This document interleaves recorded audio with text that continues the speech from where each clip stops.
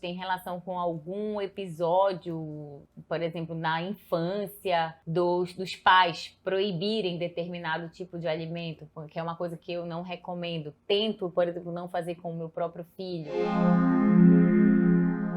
E Carol, quando a gente fala em alimentação e prazer, a gente acaba entrando numa esfera que são os transtornos alimentares. E o que são esses transtornos alimentares? Conta aqui pra gente o que são e de que forma eles podem afetar a vida sexual.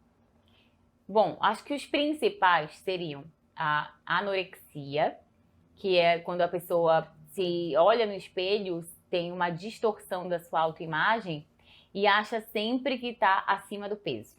Então ela deixa de comer e fica com um físico extremamente magro, a gente chama anoréxico, que é praticamente uma caquexia, uma perda assim, de massa muscular, uma perda de gordura, com um aspecto de doença.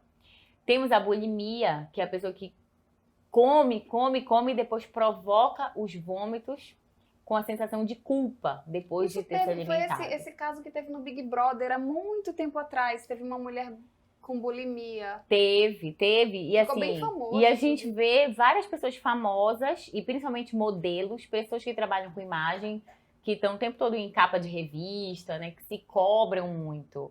E acabam que quando dá aquele deslize, considera que, tipo, não poderia ter feito isso, e aí provoca o vômito, coloca o dedo na garganta e provoca o vômito. Isso é um outro problema.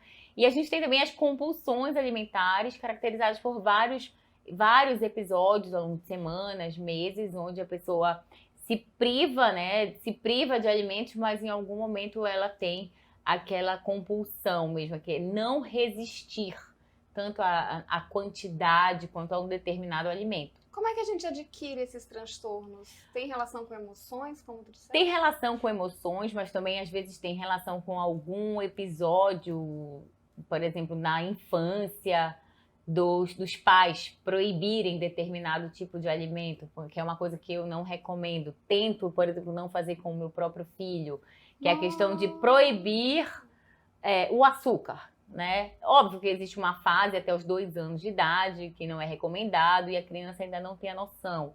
Mas, por exemplo, quando a criança é proibida de ir em qualquer festinha comer um brigadeiro, ela cria aquele bloqueio mental que ela não pode comer aquele brigadeiro na frente dos pais. E nas festas que tá sem os pais, por exemplo, ela se esbalda, desconta tudo que estava atrasado. Desconta tudo que estava atrasado. Então, eu acho muito importante que a gente consiga conversar sobre a questão do equilíbrio, de que existem os alimentos que fazem bem, os naturais e tudo, e existe o açúcar, o processado, o ultraprocessado, que a gente deve tentar educar as crianças de que aquilo não é que vai te matar, mas que aquilo deve fazer parte da sua vida em momentos mínimos, e com...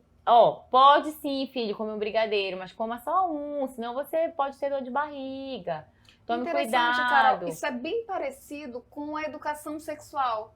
Então eu percebo muito isso. Tem muitos pais que seguram seus filhos, prendem, né? E dizem, não pode namorar, não pode beijar na boca, não pode transar, não pode sair, e aí não pode fazer aquela nada. coisa, mas por que será? E aguça, né? Instiga aquela curiosidade. E aí quando sai, vai aproveitar e vai fazer aquelas grandes ondas. E acaba engravidando com 14, 15, 16 anos. Acontece muito, porque a gente né? tem muito no Brasil, que é gravidez na adolescência. Bastante. Tanto por falta de educação sexual, né? Quanto por essa questão de, às vezes, na família não ter a educação, ou então ter aquela coisa de não pode. A privação demasiada, né? Então, dentro da alimentação, eu acho que a educação alimentar, você educar as crianças do que é um alimento saudável, do que não é, e o que não é ter que ser utilizado de maneira em pouca quantidade, e nunca mentir. Eu falo pro meu filho, não minta pra mamãe. Se você comer alguma coisa, seu pai lhe der alguma coisa, um sorvete, diga pra mãe que não tem problema você comer. Só não é saudável e não coma muito pra não ter dor de barriga. Eu falo assim pra ele, sabe? Mas tento educar de uma forma legal. E quando ele fala, mamãe, eu posso tomar um sorvete? Eu digo, pode, filho, mas tome só um, tá bom? Só pra você não ter dor de barriga. E essa parte da educação sexual é muito isso. A gente precisa falar abertamente, ter essa questão da confiança da família, do pai, da mãe. Tem muitas pessoas, Carol, que são privadas de prazeres alimentares por falta de condição financeira, por situações precárias ou por não conhecer um determinado alimento, por fator cultural mesmo. Acontece muito de no consultório tu te deparar com essas pessoas que têm um transtorno alimentar e tu vai conversar, vai entender a história e vai ver essa privação mesmo por... Sim, o que eu mais entendo do transtorno alimentar, eu tento muito buscar em que ponto da história daquela pessoa ela teve esse bloqueio emocional na infância. Às vezes uma separação dos pais, porque a gente vê muito, houve uma separação, aí um dos dois, ou o pai ou a mãe, tem uma vida super saudável, regra, aí fala que o outro, às vezes o pai, por exemplo, ou a mãe, para compensar uma ausência emocional, premia com alimento. Entendi. Premia com a ida na sorveteria, a ida no fast food. Entendi. Então, para compensar algum tempo fora, compensa com o alimento. E aí liga a questão do prazer. Nossa, eu tô com meu pai. Ou assim, nossa, não vejo meu pai há uma semana, agora estou com meu pai e o meu pai me dá sorvete, me dá doce, me dá bala, me dá sanduíche. Né? Aí Associa... começa a criar aquela referência do momento de felicidade estar relacionado à comida. Entendi. É quando vai começando a plantar aquilo.